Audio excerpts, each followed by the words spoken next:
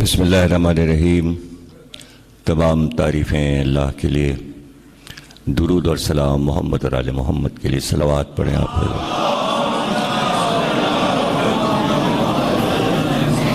1433 ہجری عشرہ ولایت کی 7ویں تقریر آپ حضرات امام بارگاہ ڈٹیال میں سماعت فرما رہے ہیں۔ گفتگو ولایت علی کے ان اہم ترین گوشوں سے ہو رہی ہے کہ جو ہمارے لیے دنیا میں بھی کامیابی کا راز ہیں اور آخرت میں بھی۔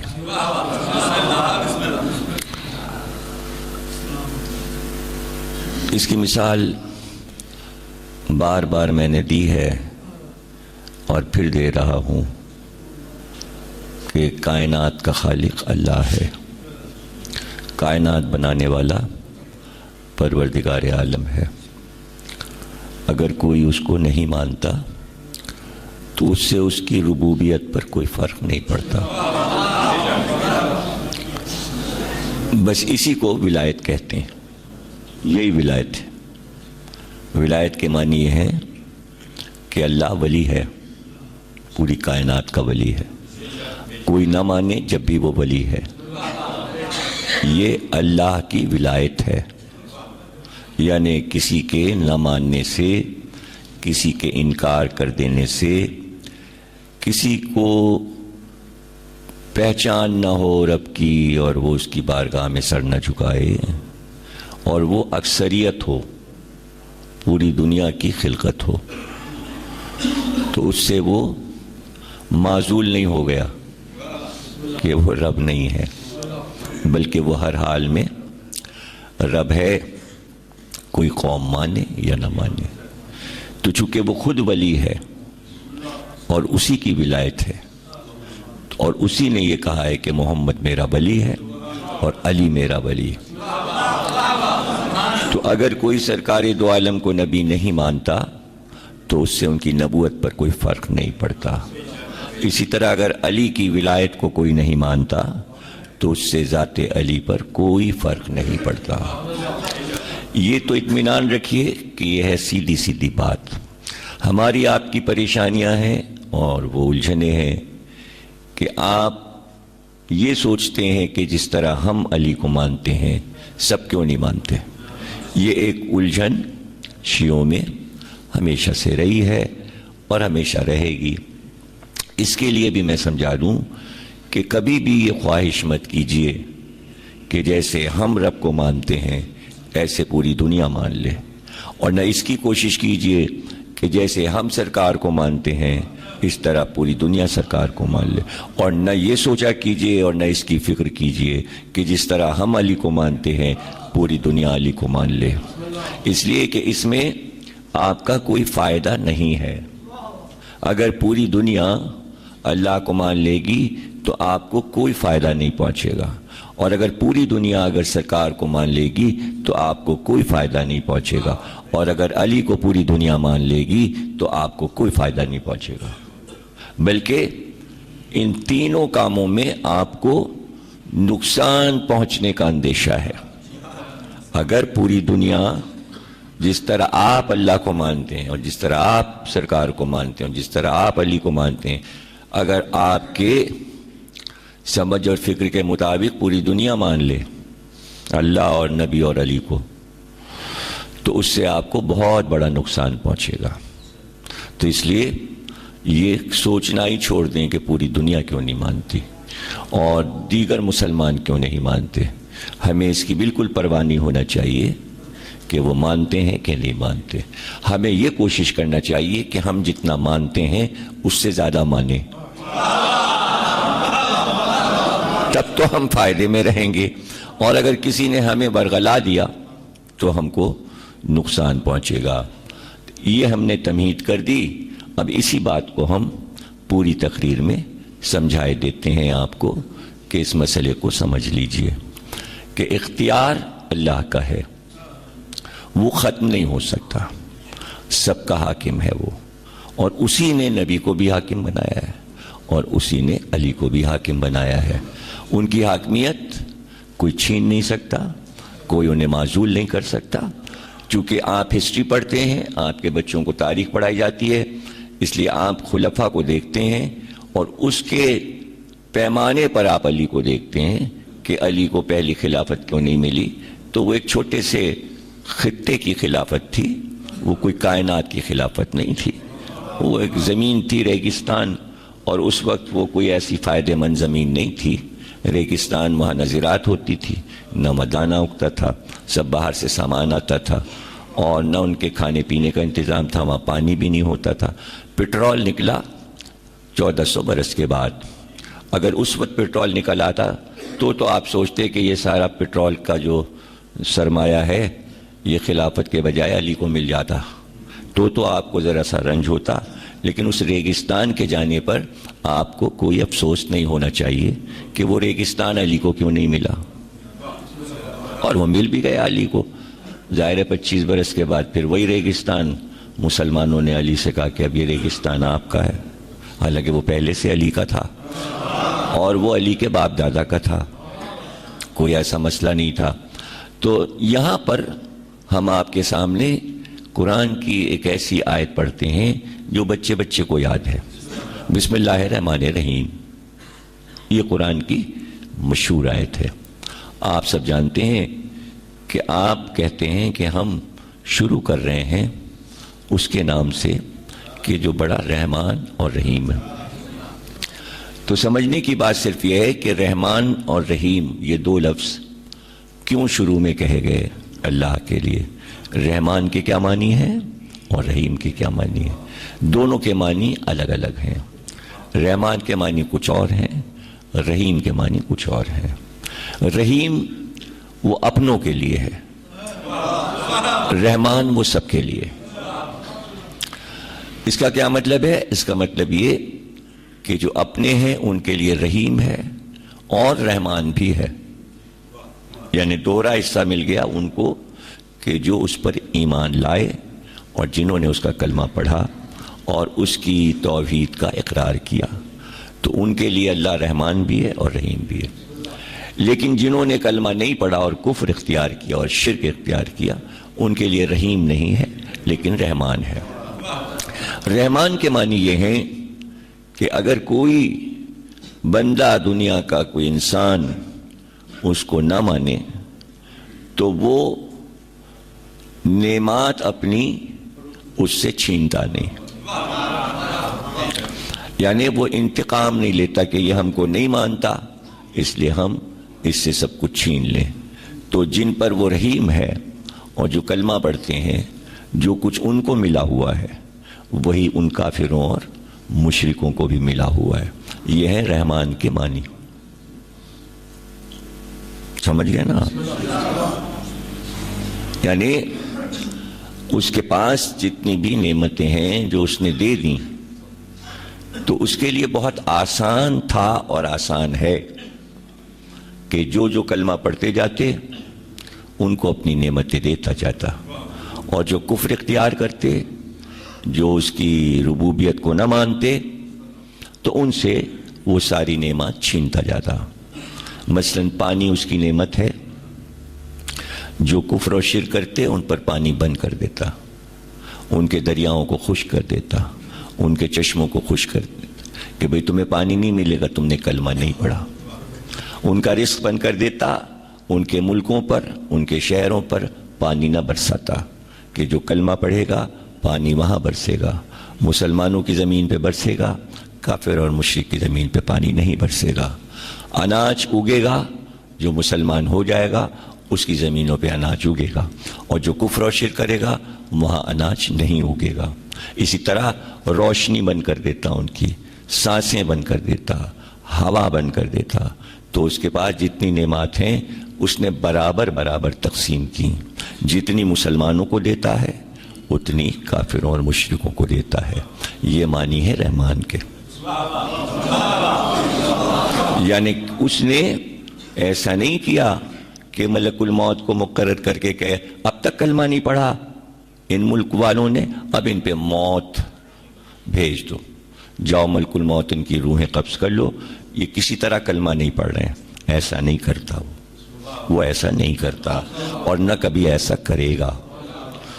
تو آپ یہ کیوں نہیں سوچتے کہ ان کی زندگیاں اور ان کے پاس دولتیں آپ دیکھ رہے ہیں؟ نہیں مانتا امریکہ اللہ کو، نہیں مانتا روس، نہیں مانتا چائنا، نہیں مانتے ہندوستان کے ہندو جس طرح آپ مانتے ہیں۔ وہ آپ کے کہے پہ نہیں چل رہے ہیں، تو پھر آپ اللہ سے شکوہ کریے نا، اپنے آپ سے کیا شکوہ؟ کیوں نہیں مسلمان یہ شکوہ کرتے کہ ہم نے تو تجھے اتنے اچھی طرح مانا، تیری نمازیں پڑھتے ہیں، تیرا حج کرتے ہیں، تیری زکوٰۃ دیتے ہیں، جو جو تو نے کہا ہم وہ سب کرتے ہیں، اور یہ لوگ تو نہیں کرتے، تو ان کا پانی بند کر دے، ان کا رزق بند کر دے، ان کی سانسیں بند کر دے، ان پر ہوا بند کر دے۔ یہ نعمات کیوں دی ہوئی ہیں؟ بلکہ آپ سے زیادہ نعمات ان کے پاس ہیں۔ اتنا سونا آپ کے پاس نہیں ہے جتنا ان کی زمین سے نکلتا ہے، اتنے جواہرات مسلمانوں کے نہیں نکلتے جتنے کافروں مشرکوں کے پاس نکلتے ہیں۔ تو تمام چیزیں، فضائیں، ہوائیں، سب آپ سے اچھی ان کے پاس ہیں اور اللہ نے دی ہوئی ہیں، چھینا نہیں۔ تو پھر آپ کے سمجھ میں خدا آیا کہاں؟ مسلمانوں نے اللہ کو سمجھا کہاں؟ اور کبھی بد دعا کیوں نہیں کی اللہ کی بارگاہ میں کہ کیوں دیتا ہے ان کو؟ آپ تو ان کو مارنے کو تیار ہیں، کافروں کو مار دو، مشرکوں کو مار دو، تو آپ کیوں مار رہے ہیں؟ اللہ کیوں نہیں مارتا؟ یہ کام تو اس کا ہے۔ ابھی آپ کون ہیں اللہ کے ٹھیکیدار کہ چونکہ یہ اللہ کو نہیں مان رہے اس لیے ان کو مار دو؟ تو وہ مارے، آپ کیوں مار رہے ہیں؟ اس نے تو آرام اور آسائش سے ان کو رکھا ہوا ہے۔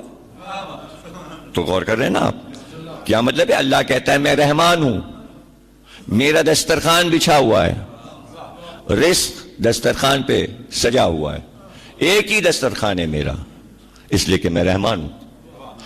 ادھر سے مسلمان آئے اسی دسترخوان پہ کھائے، ادھر سے مشرک آئے وہ بھی اسی دسترخوان پہ کھائے، ادھر سے کافر آئے وہ بھی اسی دسترخوان پہ کھائے۔ ہم کسی کو اپنے دسترخوان سے نہیں اٹھاتے۔ یہ ہے رحمان کے معنی۔ اس لیے وہ کہہ رہا ہے کہ میں رحمان ہوں اور میں رحیم ہوں۔ کبھی کہا ہوتا نا ابراہیم نے کہ میں تو تیرا کام کر رہا ہوں اور نمرود تیری ٹکر پہ خدا بنا بیٹھا ہوا ہے، تو بند کر دے اس کا کھانا، اس کا رزق بند کر دے۔ تو اللہ کیا کہتا ہے؟ کہتا ہے نہیں، جتنا تمہیں دے رہے ہیں اتنے اس کو بھی دیں گے، اس لیے کہ ہم رحمان ہیں۔ ہم اپنے بندے کا کھانا نہیں بند کریں گے، قحط نہیں پڑے گا، اس کی سانسیں نہیں، اس کی ہوائیں، یہ سانس لے گا جیسے تم لے رہے ہو ابراہیم، ویسے یہ بھی سانس لے گا۔ جتنی روشنی تم لے رہے ہو اتنی روشنی نمرود بھی لے گا، جو روٹی تم کھا رہے ہو وہی روٹی وہ بھی کھائے گا، جو پانی تم پی رہے ہو وہی پانی وہ پیے گا۔ ہم رحمان ہیں، لیکن ایک گوشہ اور ہے اس میں۔ یہ کہہ سکتے تھے حضرت ابراہیم کہ سب کو برابر برابر نعمتیں تو نے دی ہوئی ہیں اور کوئی فرق نہیں کر رہا اس لیے کہ تو رحمان ہے، جو اس کے پاس ہے وہی ہمارے پاس، جو ہمارے پاس وہی اس کے پاس۔ تو یہ تو کر دے کم از کم کہ تیرے پاس طاقت ہے، نمرود کو کلمہ پڑھوا دے۔ لیکن کبھی ابراہیم نے اللہ سے یہ نہیں کہا کہ نمرود اور نمرودیوں کو کلمہ کیوں نہیں پڑھوا دیتا جبریل کو بھیج کے، ان کے دل میں ڈال دے۔ ہر کام تو اللہ دل میں ڈالتا ہے، نمرود کے دل میں اللہ ڈال دے تو دوسرے دن صبح اٹھے تو لا الہ الا اللہ کہنے لگے، اللہ کو ایک ماننے لگے۔ لیکن اللہ نے ایسا نہیں کیا۔ کیوں؟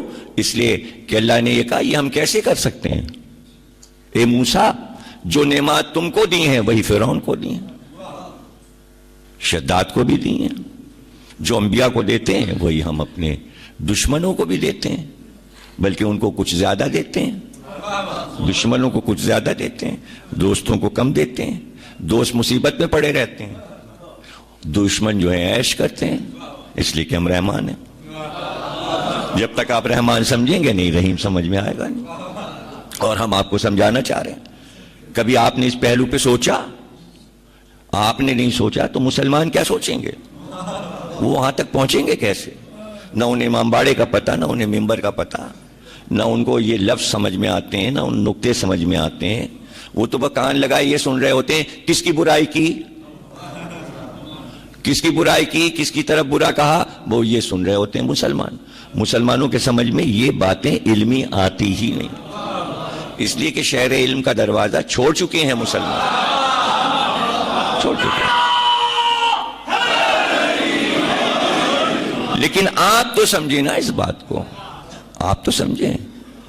تو اب موسیٰ کہتے ہیں فرعون کو کلمہ پڑھوا دے مسلمان ہو جائے، تو اللہ کہتا ہے نہیں، کلمہ نہیں پڑھوائیں گے اس کو مسلمان نہیں کریں گے. کیا جواب دیا اللہ نے موسیٰ کو؟ کہا ایسا کبھی نہیں کریں گے. ابراہیم نے کہا نمرود کو مسلمان کرتے، اللہ نے کہا نہ، ایسا نہیں کریں گے، ہم کبھی اس کو مسلمان نہیں کریں گے. اے موسیٰ، فرعون کو مسلمان کر کے تم کو اور فرعون کو برابر کر دیں. اب سمجھ میں آیا کہ اللہ کافروں کو کلمہ کیوں نہیں پڑھواتا؟ اللہ یہ نہیں چاہتا کہ جو ہمارے خالص لوگ ہیں ہم اس کے دل میں کلمہ ڈال کے اسے مسلمان کر کے تمہارے پہلو میں بٹھا کے تمہارا رتبہ گھٹا دیں. جب ان کا رتبہ بڑھے گا تو تمہارا رتبہ گھٹ جائے گا. اب سمجھے کہ سارا عالم اسلام ولایت علی کیوں نہیں مانتا؟ اللہ نہیں چاہتا، اس لیے کہ کمینے لوگ تمہارے پاس بیٹھیں گے، تمہارا مرتبہ گھٹ جائے گا.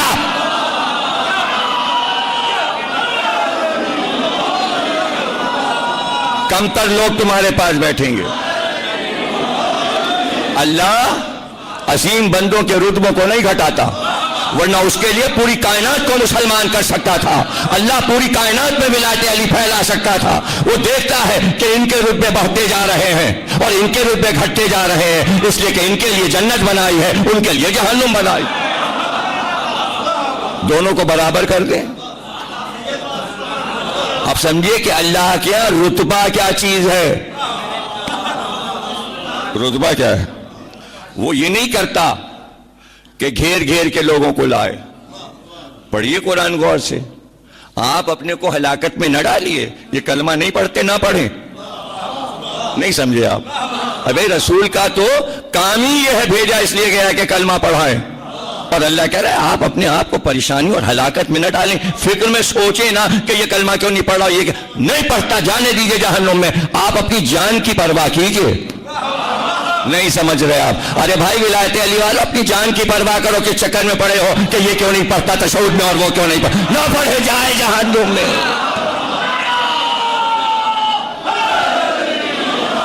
تمہیں کیا کرنا ہے؟ تمہیں کیا کرنا ہے؟ اپنے کو دیکھو، اپنے کو دیکھو. آج وہ تمہیں نظر آ رہا ہے بڑا رتبے والا ہے اور وہ انکار کر رہا ہے. تم کمتر نظر آ رہے ہو، وہ برتر، اس لیے کہ وہ اپنے لباس سے تم سے اونچا نظر آ رہا ہے اور تم شکوہ کر رہے ہو یہ روک رہا ہے سب کو، یہ روک رہا ہے، یہ روک رہا ہے. روکنے دو اسے. وہاں دیکھنا کہ وہ تمہارا غلام تک بننے کے لیے قابل نہ ہوگا. تو رتبہ تو اللہ بڑھا رہا ہے نا، رتبہ اللہ بڑھا رہا ہے. اور رتبہ بڑھاتا ہے. ہاں وہ یہ کہہ رہا ہے کہ تم یہ نہ سوچو کہ فلاں کیوں نہیں ولایت علی پہ آ رہا ہے، بلکہ تم یہ کام کرو کہ تم اگر ولایت علی پر ہو تو کیوں نہیں کوشش کرتے کہ سلمان بن جاؤ، کیوں نہیں کوشش کرتے کہ ابو ذر بن جاؤ. ہم تو انتظار میں بیٹھے ہیں کہ کب تم بھی سمیت عمار بنو گے. دوسرے کی طرف کیا دیکھنا، دوسرے کی طرف کیا دیکھنا. وہ کیسے لوگ تھے، وہ کون لوگ تھے؟ اور علی نے انہیں سمجھایا، انہیں بتایا. وہ رات کی تاریکیوں میں جب قریب کرتے تھے علی تو پھر بتا دیتے تھے کہ ولایت علی کا اختیار کیا ہے. یہ خطے اور زمینوں کو مت دیکھو، ہمارا اختیار دیکھو. ان کو سب کو پتا تھا کہ علی کا اختیار کیا ہے، اس لیے کہ قریب ہو گئے تھے. تو آپ کیوں نہیں کوشش کرتے کہ آپ علی سے قریب ہو جائیں؟ صرف علی ولی اللہ کہہ لیا تو یہ کوئی کارنامہ نہیں کیا آپ نے. اتنے قریب ہو جائیں علی سے کہ علی کے راز جاننے لگیں، پھر آپ کو اپنی آنکھ سے علی کا اختیار دکھائی دے گا. محبت کو بڑھائیں، اور محبت کو بڑھانے کے لیے ढिंडोरा पीटना नहीं, खामोशी से मोहब्बत बढ़ती है। वो खामोशी वाली मोहब्बत का तरीका मैं आपको बता दूं, जिसमें न सीखना है, न किताब पढ़नी है, न आलिम से पूछना, न जाकिर से पूछना। वो आपका अपना अमल है कि हर वक्त दुनिया के सारे काम करते रहिए, बस ये एक याद सी दिल में रहे, अली मेरे साथ हैं, अली मेरे साथ।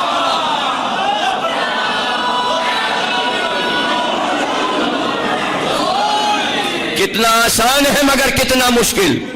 कुछ देर के लिए आदमी भूल जाता है इस विर्द को, इधर उधर की बातें करने लगता है। जब मजलिस में आता है तो याद आता है, ना रहे है दीदी, अरे नहीं, कुछ भी करो, बाजार में जाओ, दुकान पे बैठो, बिजनेस करो, ऑफिस में जाओ, बातें करो, सब कुछ करो, दिल में एक विर्द होता है, अली मेरे साथ हैं, अली मेरे साथ हैं, अली।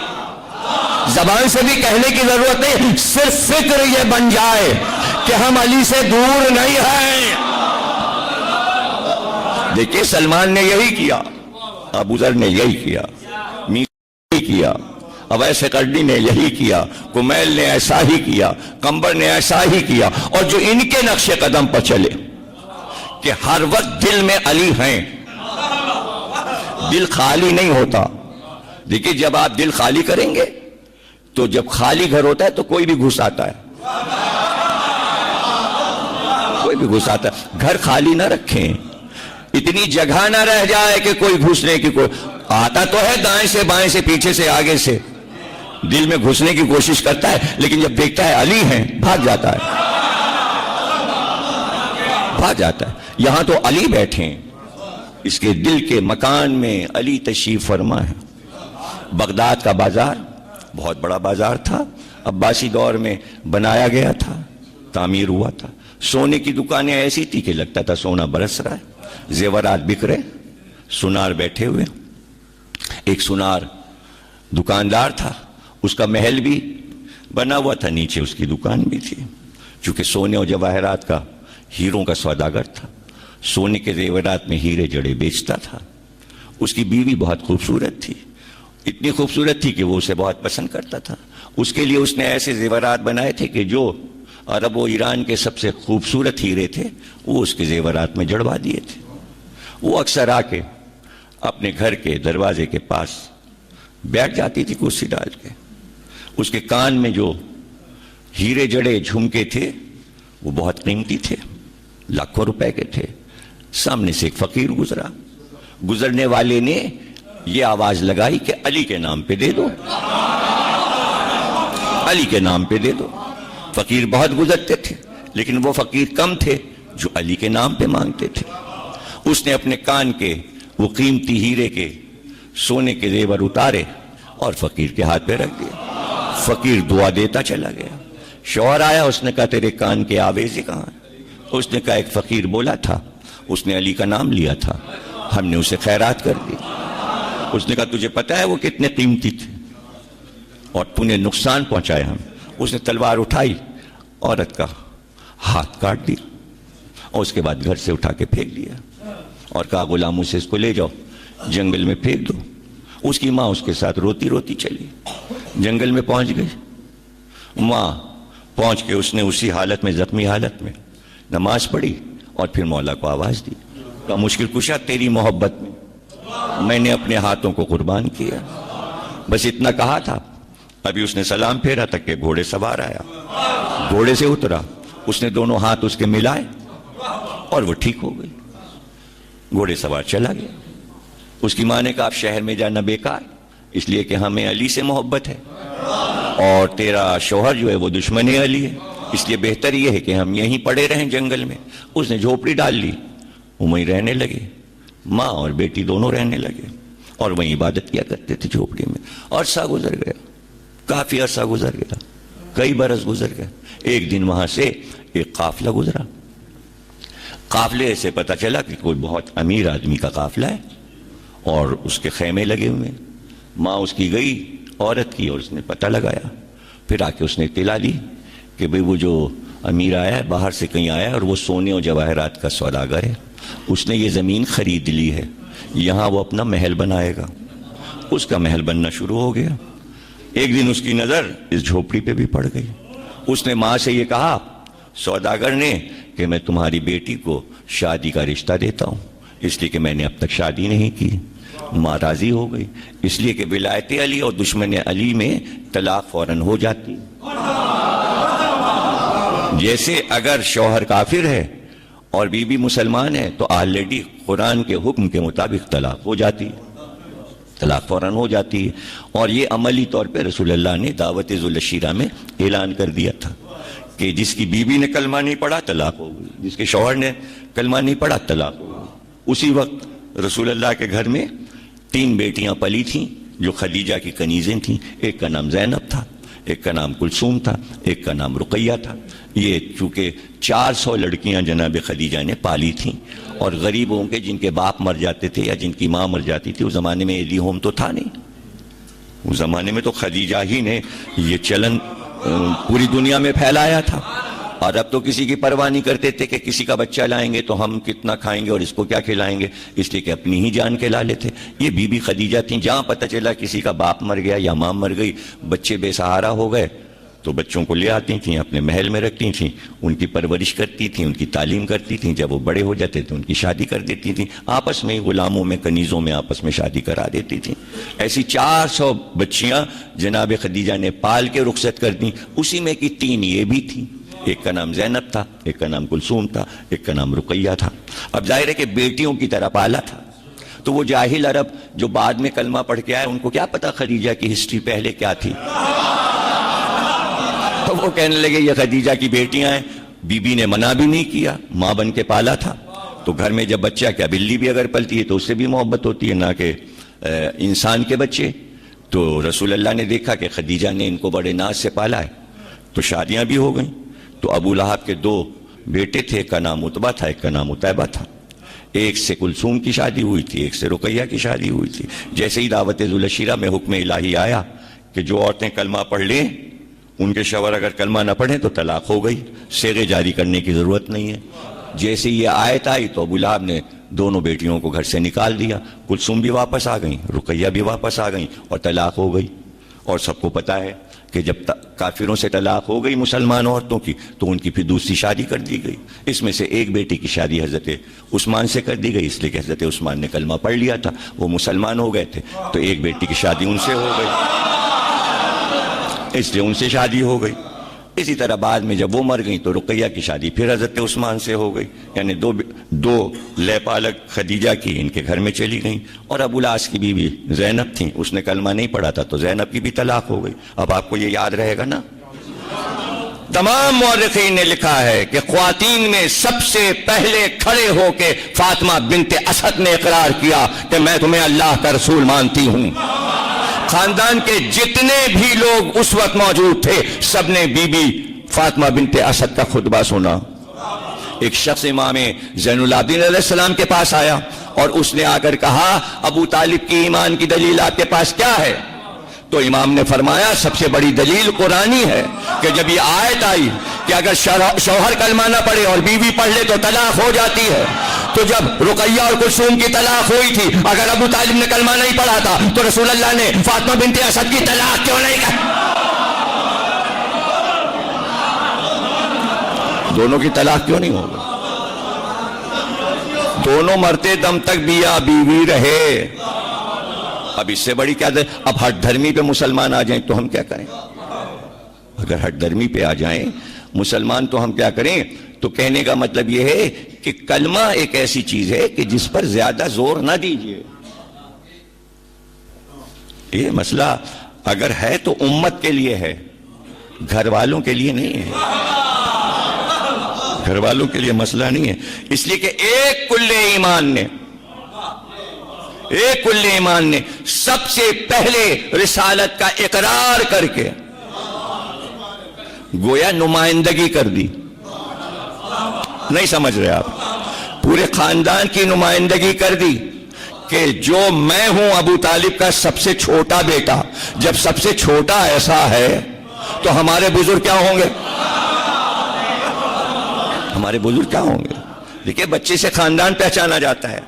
جھولے میں بچے کو دیکھ کے کہتے ہیں ہاں پوت کے پاؤں پالنے میں نظر آ جاتے ہیں، تو یہ تو وہ بچہ ہے جو جھولے میں اپنی پہچان کرا چکا۔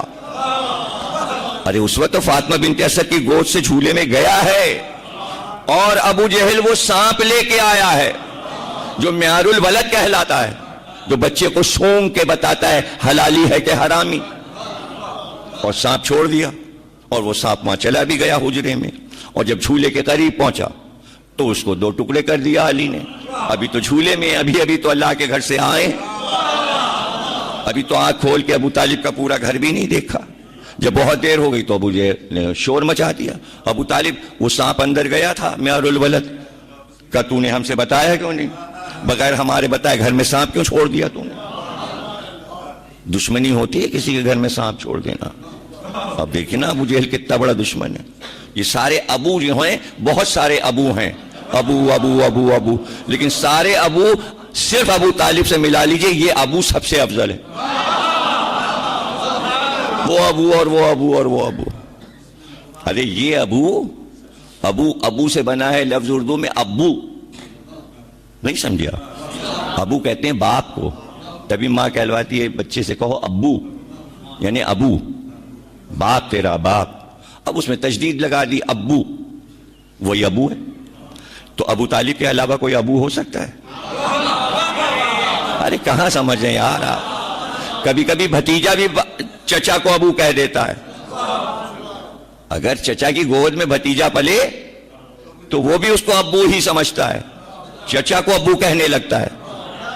ابو طالب وہ ابو ہیں کہ جو 12 اماموں کے ابو ہیں۔ اب سمجھے ابو میں؟ ابو طالب نے جا کے دیکھا وہ سانپ تو ٹکڑے پڑا ہوا تھا۔ ابو جہل سے کہا آ کے دیکھ لے، وہ ٹکڑے پڑے ہوئے اس کے معیار الولد کے۔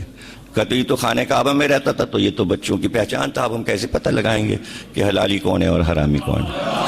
یہ تو سانپ کو ہی مار ڈالا تمہارے بچے نے۔ کہا تو بس جاؤ اعلان کر دو مکے میں، آج سے پہچان سانپ نہیں،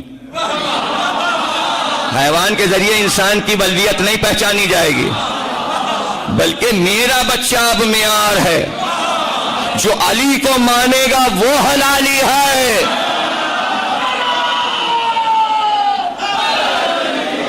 تو آپ نے دیکھا ایک بیٹا، ابو طالب کا ایک بیٹا، لوگ کہہ رہے ہیں ولایت کب شروع ہوئی؟ خود میں نے کہا دعوت ذوالشیرہ میں، تاریخ کہہ رہی ہے غدیر خم۔ اب میں جملہ دے رہا ہوں، ارے یہ جھولے میں ولایت علی لے کے آئے، چونکہ اللہ کی طرف سے لے کے آئے، یہی تو ولایت ہے علی کی۔ کہاں سمجھ رہے ہیں؟ یعنی علی کا اختیار، تو اس سے بڑا کیا اختیار ہوگا کہ کائنات کا ایک انسان، اللہ نہیں، محمد نہیں، علی ولدیتیں بتا رہے ہیں۔ اللہ ولدیت بتاتا ہے، محمد بتاتے ہیں، علی بتا رہے ہیں۔ یہی اختیار ولایت کہ پرکھ اگر ہو ولدیت کی تو علی کو پتا، شجرہ علی کو پتا، ذوالفقار چلی مارا، چلی ہٹی اور چلی اور ہٹی۔ مالک اشتر کہتے جا رہے ہیں مولا علی ذرا دیکھیے میں نے کتنے سروں کے ڈھیل لگا دیے، اور پھر علی کے سروں کی طرف دیکھ رہے ہیں، تو علی نے وہیں سے پکار کے کہا مالک تم تو گھاس کاٹ رہے ہو۔ ارے ذوالفقار دیکھ کر چل رہی ہے، اگر کسی کی 10ویں پشت میں بھی مومن آ رہا ہے تو ہٹتی جا رہی ہے۔ یہ ہے اختیار، اسے کہتے ہیں ولایت۔ جو لوگ پوچھتے ہیں یہ کیا ولایت کی پکار آپ نے لگائی ہوئی ہے، یہ ہے ولایت کہ ہر چیز پر کائناتی اختیار ہے علی کا۔ تو اب آپ نے اختیار دیکھا، اس نے پکارا، علی آئے، ہاتھ جوڑ دیا، ہاتھ جوڑ کر یہیں سے تو ہٹے تھے۔ ارے اختیار بتا رہے ہیں ولایت علی کا، وہ محبت کر رہی ہے، ولایت علی کا اقرار کر رہی ہے۔ شادی ہوئی، وہ محل میں چلی گئی رخصت ہو کے۔ جب وہ دلہن رات کو بنی اور دولہا اس کے قریب آیا تو اس کے پیروں پہ گر پڑا، کہا میں تجھ سے اس لیے محبت کرتا ہوں کہ تو ولایت علی میں امتحان دے چکی، تو ولایت علی میں امتحان، اور تو نے مجھے پہچانا نہیں، میں وہ فقیر ہوں جس نے تیرے در پہ علی کے نام پر بھیک مانگی تھی، اور تو نے کان کے آویزے جواہرات کے اتار کے دے دیے تھے۔ تجھے تو سزا دی تیرے شوہر نے کہ تیرے ہاتھ کاٹ ڈالے، میں جا چکا تھا، وہ جواہرات میں نے جا کے بیچے ملک شام میں، اور اس دولت سے میں نے اور دولت بنائی، یہاں تک کہ میں اتنا بڑا سوداگر ہو گیا کہ اب جواہرات کا میرا ایک تجارت کا سلسلہ ہے کہ میں نے پورا محل بنایا اور تو میری بیوی ہے۔ یعنی دو ولایت علی والے مل گئے، ایک جگہ مل گئے۔ اب ایسے میں اس کی بیوی نے کہا کہ میں یہ چاہتی ہوں کہ آپ کی دولت بے انتہا ہے، تو گھر کے باہر ایک خیرات خانہ بنوائیے جس میں راتوں دن خیرات بٹا کرے، رزق بٹے، روٹی بٹے، اور میں دیکھوں، آپ انتظام کیجئے۔ اس نے کہا جو تم کہتی ہو ایسا ہی ہوگا۔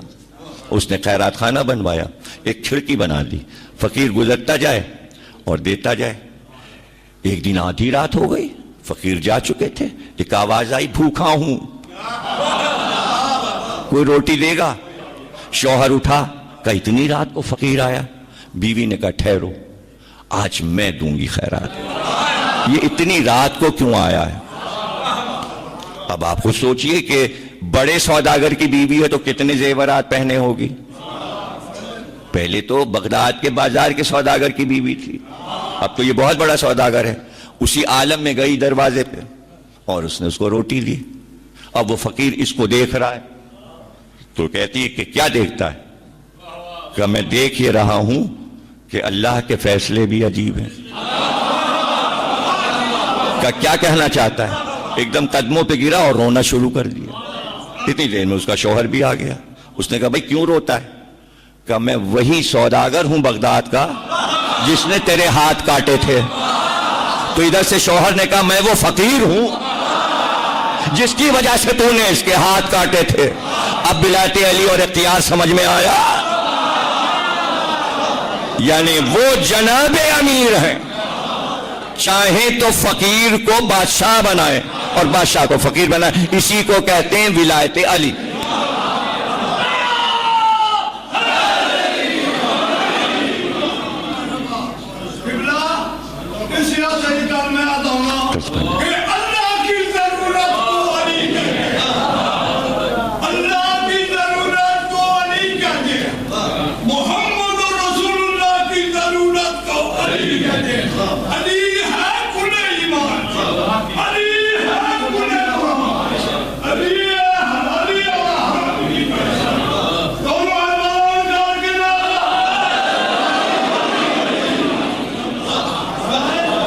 اختیار، کائنات پر اختیار۔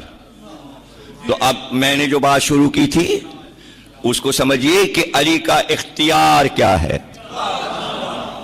علی کا اختیار کیا ہے؟ اب ظاہر ہے کہ ہر چیز یقین کے ساتھ ہے۔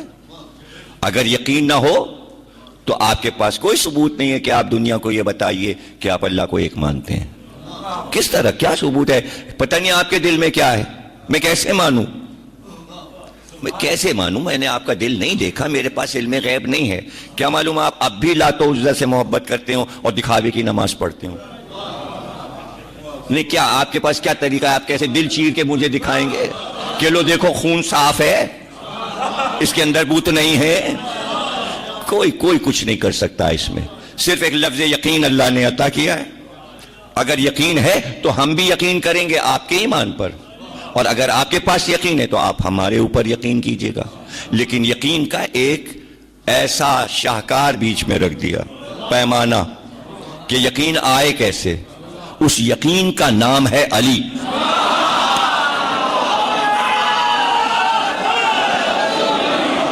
اس یقین کا نام ہے علی۔ بھائی کیسے یقین دلائیں؟ ہم نے کہا یا علی۔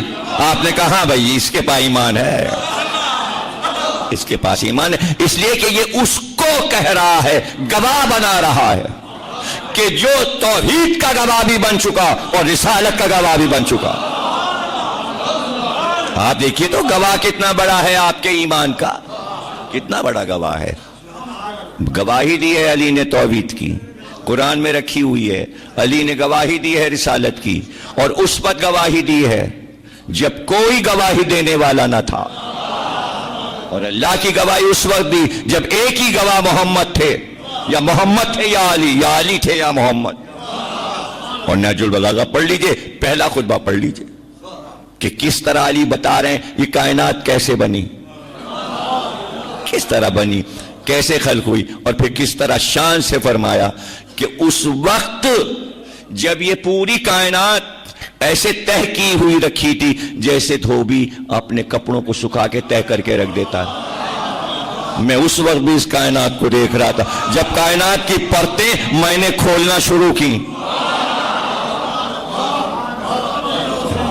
اب اس میں لوگ پریشان ہو جاتے ہیں، میں اختیار بتا رہا ہوں اور اس میں پریشان نہیں ہونا چاہیے، اور یہ خطبہ ہے امام مہدی صلوات اللہ السلام علیہ، حضرت حجت کا خطبہ ہے، اور اس خطبے کو آیت اللہ ایران کے بہت بڑے آیت اللہ انہوں نے لکھا ہے، اور انہوں نے بتایا کہ سرکار نے فرمایا کہ اللہ نے صرف ہمارے نور کو خلق کیا، صرف، نہیں سمجھے آپ، صرف اللہ نے ہمارے نور کو خلق کیا، اور پھر اس نور نے اس کائنات کو خلق کیا۔ اچھا سیدھی سی بات سمجھ میں بھی آ جاتی ہے کہ چونکہ اللہ کو کائنات خلق کرنی تھی اس لیے اس نے نور کو خلق کیا تاکہ یہ کائنات بنائے۔ اب لوگ پریشان ہو جاتے، نہیں نہیں نہیں آپ شرک مت کیا کیجئے، سب کچھ اللہ کرتا ہے۔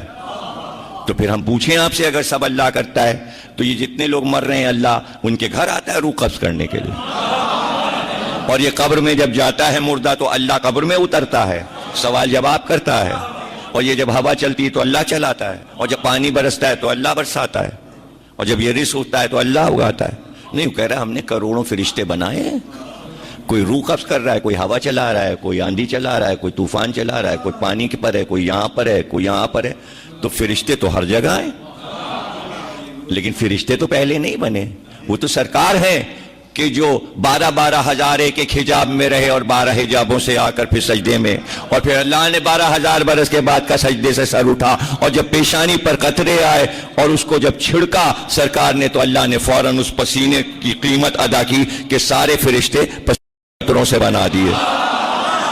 تو پیغمبر کے پسینے کے قطرے تو کائنات چلائیں اور خود پیغمبر نہ چلائیں۔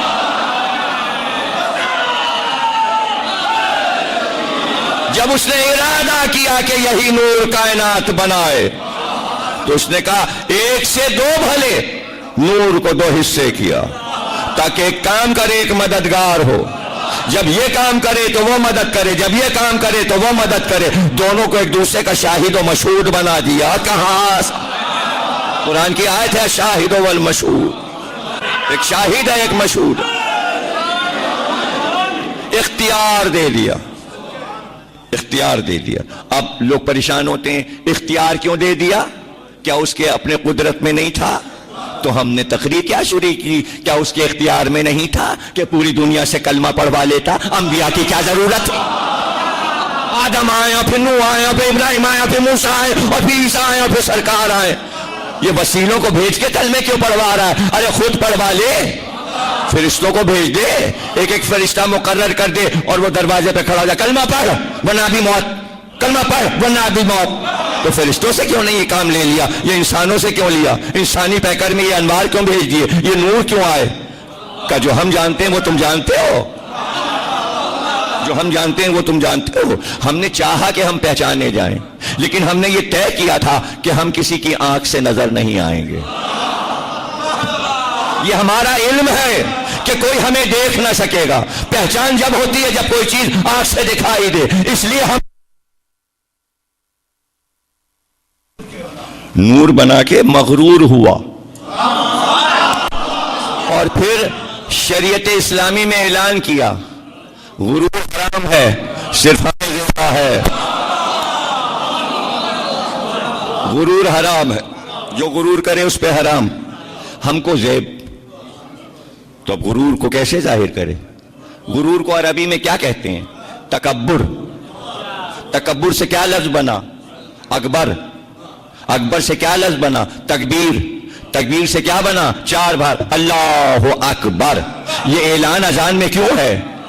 وہ مغرور ہے، وہ متکبر ہے، اس کا نام متکبر ہے۔ کس بات پہ غرور ہے؟ ارے کائنات تو نے بنائی ہے، کس پر غرور کر رہا ہے؟ کہ نہیں 14 ایسے بنائے تب میں نے تکبر کیا، یہ اذان میں اللہ اکبر نہیں ہے، یہ 14 معصوم کا نام ہے۔ اللہ اکبر، اللہ اکبر۔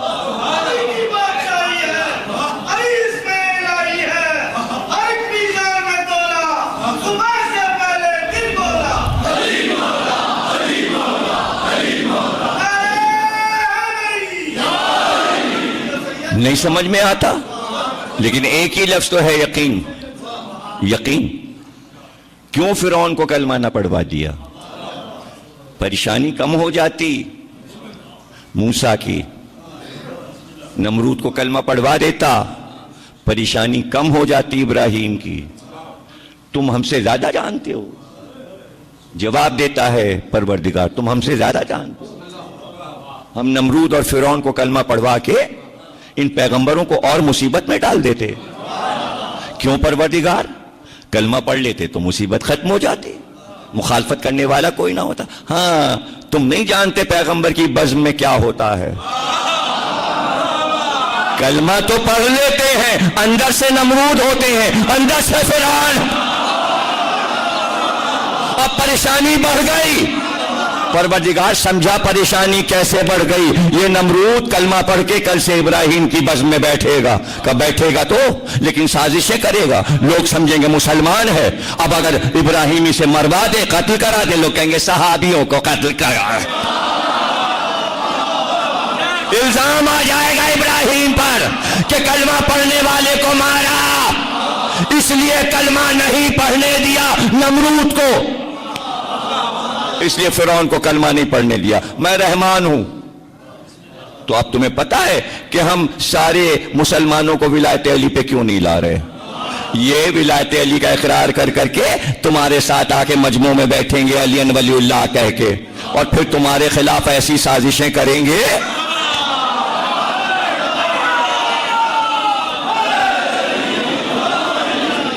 اور ذرا سوچو تو صحیح، سوچو تو صحیح کہ جس نے محنت ہی نہیں کی ہے ولایت علی پر، اور وہ تمہارے ساتھ جنت میں جا رہا ہے۔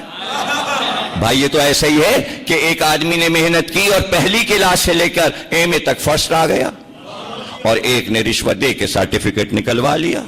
اب آفس میں آپ پہنچے، 2 لاکھ کی نوکری آپ کی بھی اور اس کی بھی، اور وہ آپ کے ساتھ بیٹھا ہے۔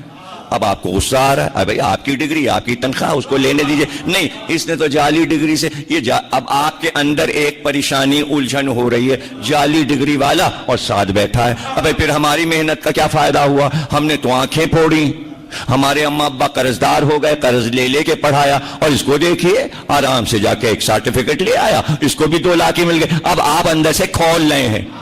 یہ کھولن کیا آپ سمجھ رہے ہیں کوئی ہلکی پھلکی ہے؟ یہ ساری زندگی کا عذاب ہے۔ تو اب جب آپ جنت میں جائیں گے اور وہ جھوٹے ولایت علی والے آپ کی جنت حرام ہو جائے گی۔ یہ کیسے آ گیا؟ یہ کیسے آ گیا؟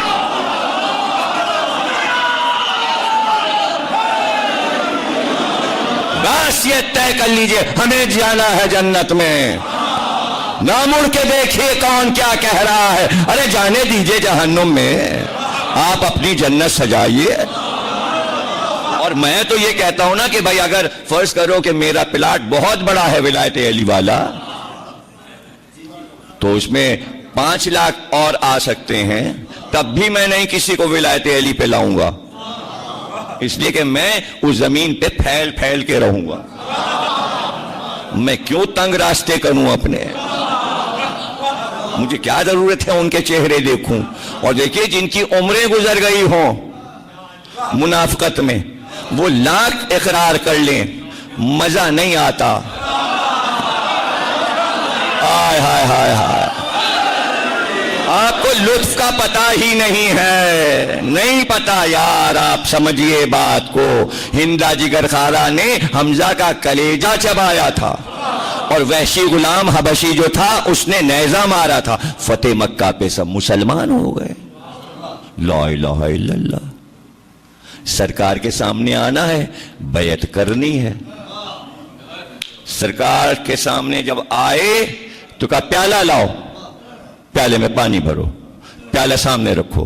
प्याला नबी के सामने है, आपने 4 उंगलियां प्याले में डाल दी और कहा प्याला इनके सामने रख दो, आते जाएं, पानी में हाथ डालें, यही बैत है। अरे कहां समझे? और जब बैत हो चुकी तो कहा आज के बाद हमजा के कातिल मेरे सामने ना आए। ला इलाहा कह लिया मगर नबी चेहरा नहीं देखना चाहता। तुम भी यही सोचो कि अगर अली वलीउल्लाह कह भी लिया तो चेहरा देखने को दिल नहीं चाहे।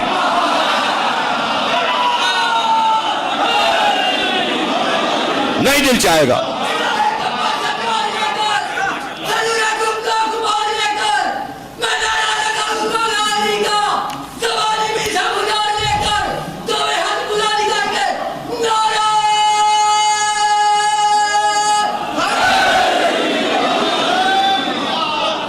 वो और लोग हैं, उनके रुतबे बहुत बुलंद हैं, उनके रुतबों का क्या कहना। हम उनके रुतबों तक नहीं पहुंच सकते, हम उनकी खाके कदम तक नहीं पहुंच सकते। ये कौन आया है भूखा और प्यासा? ये कहां भटक रहा था? इसके कपड़े तार तार हैं, इसकी आंखों से लग रहा है हाथ में हल्के हैं, इसे खाना नहीं मिला है। दरवाजे पर खैमे के खड़ा हुआ है, निकल के शाहजादा बाहर आया है, कहता लाओ दस्तरखान लगाओ, ये भूखा है। गुलाम दौड़ पड़े, भुना हुआ गोश्त दस्तरखान पे रख दिया गया। ठंडा पानी लाओ, ठंडा पानी लाओ, इसको पिलाओ। खाना खाया, पानी पिया, नींद आई, वहीं लेट गया। शहजादा अंदर चला गया। कुछ देर के बाद आंख खुली, बड़ा घबराया, कहा ये तो सैयद सज्जाद के ख़याम हैं, ये हम कहाँ खाना खाने के लिए आ गए। देखो तो जरा, इन्होंने हमें खाना खिलाया, ठंडा पानी पिलाया, फर्श बिछवा दिया, अब यहां से निकल चलो। अच्छा हुआ इन्होंने हमको नहीं पहचाना कि हम कौन हैं, अगर इन्हें पता चल गया तो हमें कत्ल कर देंगे। उठा और चला, अभी चंद कदम बढ़ा था कि खैमे का पर्दा हटा, हुसैन का शहजादा बाहर आया। कहां जा रहा है शेख? पैदल जाएगा, सहरा में भटकेगा, सवारी के लिए घोड़ा तो ले ले। अभी तो सो के उठा है, साथ में कुछ खाना पानी तेरे कर दूं। रास्ते में अगर पानी नहीं मिला तो क्या होगा? पलटा, अब बेकरार हो गया। जुर्म वो है जो खुद बोले लेकिन हर एक के सामने नहीं बोलता। ये वो हस्तियां हैं कि जहां जुर्म खुद बोल उठता है। आगे बढ़कर कहा आपने हमें पहचाना नहीं, वरना आप हमें खाना न खिलाते, पानी न पिलाते। शहजादे ने कहा हम तुझे अच्छी तरह से पहचानते हैं। उसने कहा तो फिर बताइए मैं कौन हूं? कहा तू हसीन इब्ने नमीर है। क्या मैं भूलूंगा कि तूने मेरे भाई अली अकबर के सीने पर जब सिना मारी थी तो पुकार के कहा था हुसैन तेरे बेटे का कलेजा। हम तुझे भूल नहीं सकते, तू मेरे भाई अली अकबर का कातिल है। तो कदमों पे गिर गया, तड़पने लगा। कहा जब आपको मालूम है कि मैं आपके भाई का कातिल हूं तो खाना क्यों खिलाया, पानी क्यों पिलाया? कहा ये ज़र्फ की बात है, करबला में मेरा बाबा तुम्हारा मेहमान था, तुमने एक एक कतरे के लिए तड़पा दिया। हमारे रसूल है, दुश्मन भी अगर आए तो हम उसके ऊपर पानी नहीं बंद करते, खाना नहीं बंद करते। हम आपके लिए दुआ करते हैं और कोशिश कीजिए कि हमारी तकरीरों को समझिए। आज की तकरीर को फिर से सुनिएगा। मैंने यहाँ से शुरू किया था, तकरीर खत्म हो गई, मसाइब हो चुके, आपके लिए दुआ कर रहा हूँ। मैंने तकरीर यहाँ से शुरू की थी कि वो रहमान है, वो दुश्मनों का खाना बंद नहीं करता, वो दुश्मनों का पानी बंद नहीं करता। अब घबरा न जाइएगा जो आखिरी जुमला कह रहा हूँ। जिस तरह अल्लाह रहमान है उसी तरह अहले बैत भी रहमान है, दुश्मन का खाना पानी बंद नहीं। इसलिए मैंने सैयद सज्जाद का ये वाक़या पढ़ा कि आपको पता चले कि सैयद सज्जाद की विलायत क्या है। जो अल्लाह की विलायत है वही सैयद सज्जाद की विलायत है। जिस तरह वो रहीम है इस तरह ये रहीम है, जैसे वो करीम है इस तरह ये करीम है। अगर आपने अल्लाह से इन हस्तियों को अलग कर दिया, ये हस्तियां समझ में नहीं आएंगी, ये हस्तियां समझ में नहीं आएंगी। ज्यादा बेहतर है कि अल्लाह के साथ इन्हें समझिए। अल्लाह ने अपने से जब इन्हें जुदा नहीं किया तो बंदे की क्या मजाल कि तौहीद से जुदा कर दे। इसलिए कलमा साथ रखा, ला इलाहा इल्लल्लाह मुहम्मद रसूलुल्लाह अलीयन वलीउल्लाह। अल्लाह सबको इन्हीं कलमात पर कायम रखे, साहिब ईमान रखे, جو اولاد نرینہ نہیں رکھتے اللہ انہیں اولاد نرینہ عطا فرما، باحق کے جناب سید سجاد جو بیمار ہیں ان کو شفا عطا فرما، باحق کے جناب سید سجاد بانیان مجالس کو خیر و برکت عطا فرما، جو مومنین ہم میں بیمار ہیں انہیں شفا عطا فرما، امام زمانہ کا ظہور فرما، تعجیل فرما۔ جی بارش کے لیے خصوصی دعا کہ یہاں پر علاقے میں بارش پروردگار اپنی رحمت کو نازل فرما، 14 معصومین کے صدقے میں، شہدائے کربلا کے صدقے میں، اور خصوصاً بارش کے لیے دعا شہزادہ علی اصغر کا حوالہ دے کے کی جاتی کہ جس کو پانی نہیں دیا اشقیاء نے، باب الحوائج ہے علی اصغر، اگر آپ ان کا حوالہ دے کے روز دعا کریں تو بھلا کیسے ہو سکتا ہے کہ اللہ پانی نہ برسائے۔ اور خصوصی طور پر ایک علم ضرور آپ حضرات باہر لایا کریں، روز صحن میں لا کے ایک نوحہ پڑھا کریں، علم جب زیر آسمان آ جاتا ہے تو فوراً بارش ہو جاتی ہے۔ اللہ آپ کو سلامت رکھے۔